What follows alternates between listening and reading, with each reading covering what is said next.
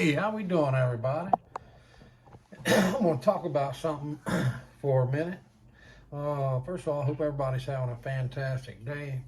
Trying to get caught up on some videos, everybody, and get caught up on these dadgum jigs I got orders of. But I wanted to talk about something about spawning crappie, y'all. Let's talk about it. Well, ain't no sense in beating around the bush, wasting time. And I just got a couple of comments. I don't even know, a lot of people know really how to crappie spawn, but I'm going to tell you something. The crappie, they feed up to the spawn, very aggressively, whether they're staging or they've done moved into the shallow water. All right. So, everybody knows a male goes up, and makes a bed, finds a place for the bed, everything. But I mean, find the male go first. All right. So, a lot of times right before they spawn, the males will stay back, away from the females, but they're both feeding aggressively. All right. Once the temperature gets to, I don't know, 56 to 59, which is that's debatable. A lot of people think it's a little bit different, but I believe temperature 56 to 59 really is when they start really getting aggressive. That's my point of view. That's the lakes that I fish around here. The longer, warmer days, the faster and the easier they're going to spawn. So I'm going to tell you my favorite style of fishing during the spawn. It's not before the spawn, it's not during it. It's really right after the female leaves. The female's gone after she drops her eggs on the bed, all right? The male stays there to guard the crappie, y'all. And they're really not actively feeding. I mean, you can research it and read on it for a long time, 1,000 different articles, from the wildlife and fisheries or whatever, but just from experience, you can tell they're, not actively feeding, but they're trying to protect that nest. They're trying to protect their eggs or their little fry or whatever. So that has got to be one of my favorite bites because it's hard to find. They're not, like I say, they're not trying to eat. They're just trying to get whatever's, in their bed, in their area. They're trying to chase it away. So a lot of times a couple of times, and that's it. You done lost them. So you really got to pay attention. That is where the high-vis line comes in, into play. And my favorite style is with a bobber, y'all. Just a bobber, depending on, how deep you're fishing. You may, I don't know, 18 inches below the cork, 12 inches below the cork. All depends on where the crappie at and what body of water you're fishing. But my particular spot is normally about 18 inches below the cork. And I just barely jig that sucker across, around any structure around a bank, around any cattails or lily pads or just wherever they're spawning, And I kind of work it real slow. And I watch it because when they're laying on a bed protecting it, the male just run up there and smack it, So they're very territorial. They're watching that nest. They don't want anything around it. I think that is my favorite thump, my favorite bite of all through the year, y'all. And it's like they're not really playing with it. They're gonna go up there and whatever's in the air, they want it out. Anyway, look here, y'all. I just wanted to, talk about that for a minute. A lot of people may disagree on the temperature or their tactics, but I'm just telling you my style of fishing, where I fish at, all the lakes here around East Texas, and, I even fish in Louisiana a lot. So, I mean, a lot of the places I go, that is my favorite style of fishing, y'all. I'm not kidding you. Up in the creeks, on the lake, in the river, wherever it's at, that's what I go for, man. I love it. So look here. Today we got a jig that I use all the time when I'm crappie fishing. We're going to use a hatchet head. It's a 1/16, all right? Let's get started with this bad boy. And I'm going to show you where in the world is my thread. Well, y'all,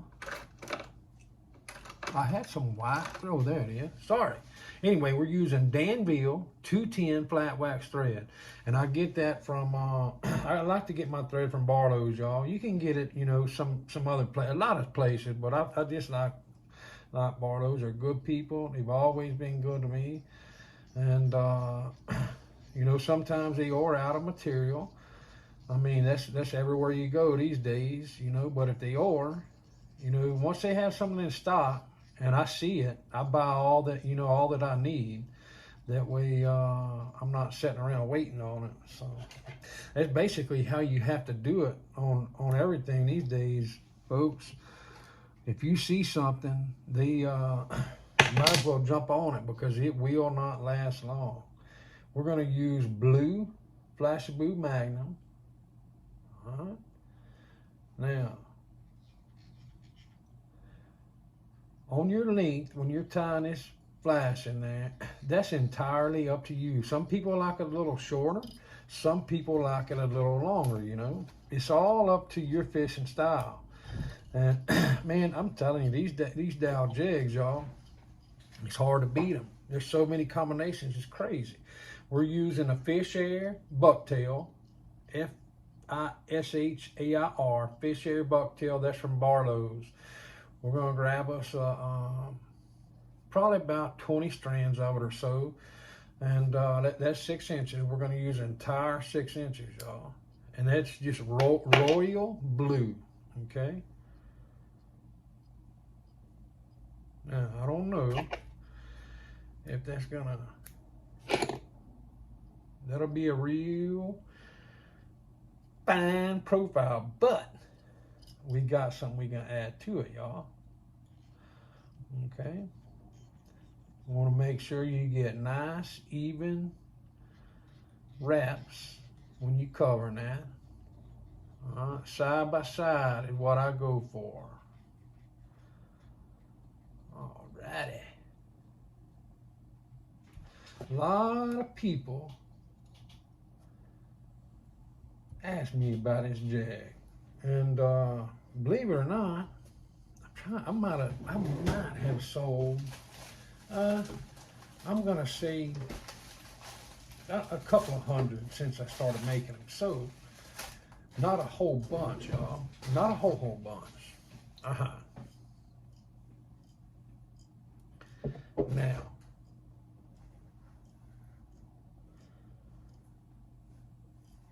we don't want much, but we're going to put a little pink in there, y'all. All right? Not a whole bunch. All right? And we want that pink to be a little bit longer than our blue. All right? Now, you don't have to do that. This is just personal preference. All right? I don't know if you can see what I'm doing right here. Let's turn a little bit. It's kind of jumping, had a couple of wild hairs. Get you a little bit of slack. All right, once you pull that slack, now that'll help you catch it and then carry on. All right.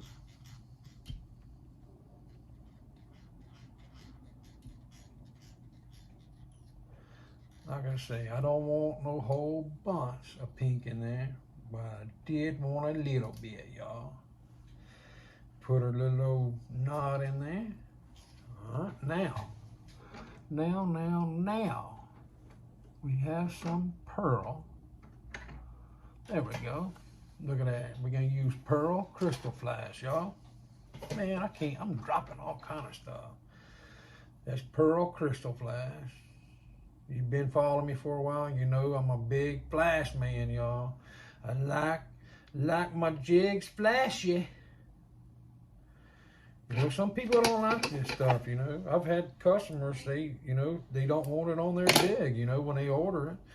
I mean, everybody, you know, has their opinion, you know, and everybody has their style of fishing. You know, there's nothing wrong with not using it. I just find that, you know, I do, me personally, I have, you know, a lot better luck, you know, with the flash, you know, because it does help mimic, you know, a lot of the bait fish. So, I mean, that's the name of the game, you know, mimicking them bait fish. And you take old minnow or shad or anything, you know, a tadpole, whatever it is. You put that sucker in a, you know, a cup of water or whatever, you know, just so you can see it.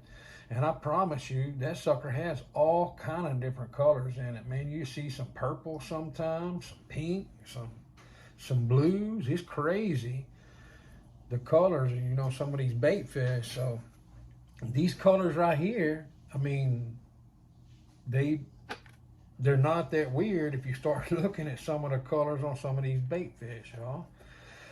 So anyway, we're gonna use pink Chanel. All right, and I strip that back down to the thread. That way we get it good and tied in.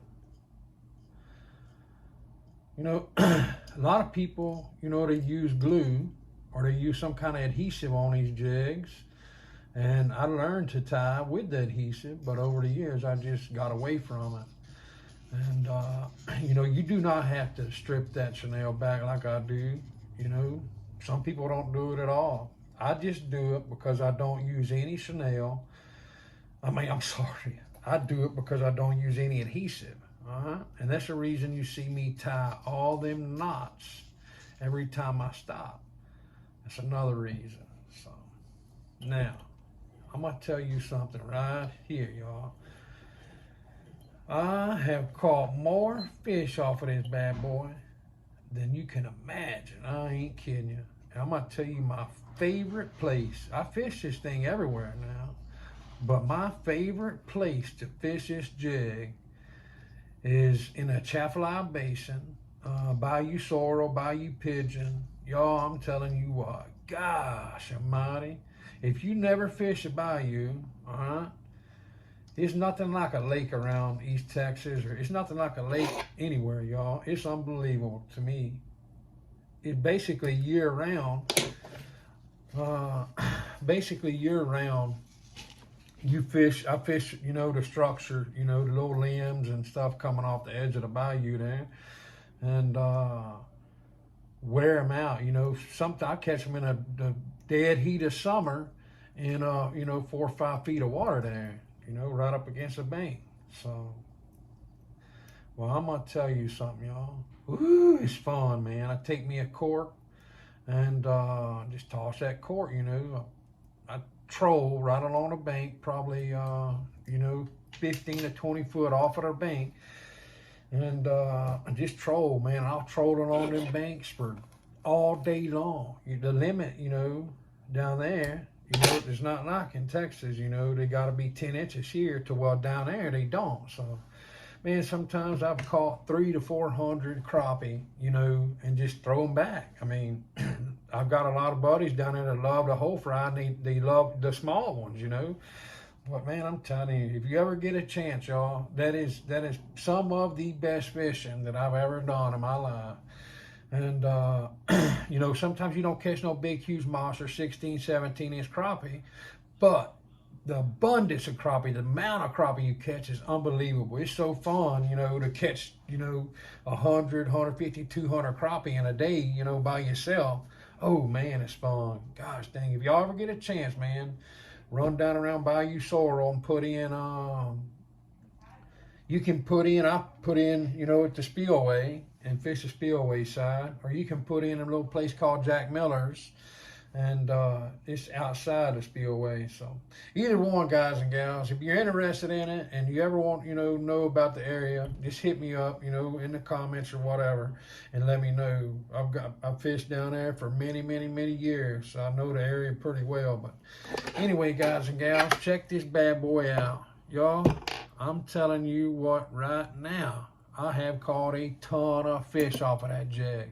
Now, you can clean it up if you want to a little bit. See how it's kind of scraggly looking?